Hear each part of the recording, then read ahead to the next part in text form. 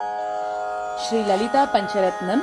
प्रातः स्मरामि ललितावदनारविन्दम् बिम्बाधरं पृथुलमौक्तिकशोभिनासम् आकर्णदीर्घनयनं मणिकुण्डलाढ्यं मन्दस्मितं मृगमदोज्ज्वलबालदेशम् प्रातर्भजामि ललिताभुजकल्पवल्लीं रत्नाङ्गुलीयलसदङ्गुलिपल्लवाढ्यां माणिक्यहेमवलयाङ्गदशोभमानां पुण्ड्रेक्षुचापकुसुमेषु श्रुणीदधानाम् प्रातर्नमामि ललिताचरणारविन्दम् भक्तेष्टदाननिरतं भवसिन्धुपोतम् पद्मासनादिसुरनायकपूजनीयम् पद्माङ्कुशध्वजसुदर्शनलाञ्जनाढ्यम्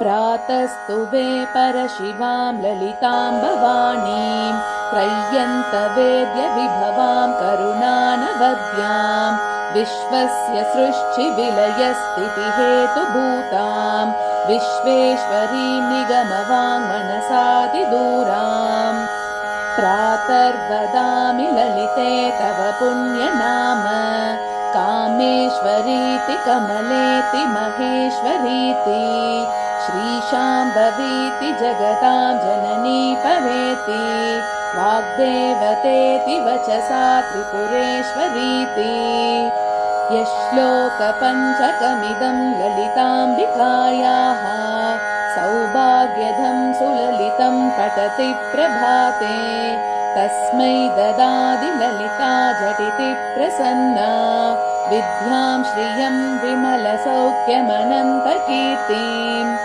इति श्रीमच्छङ्करभगवतकृतौ श्रीललिता पञ्चरत्नं सम्पूर्णम्।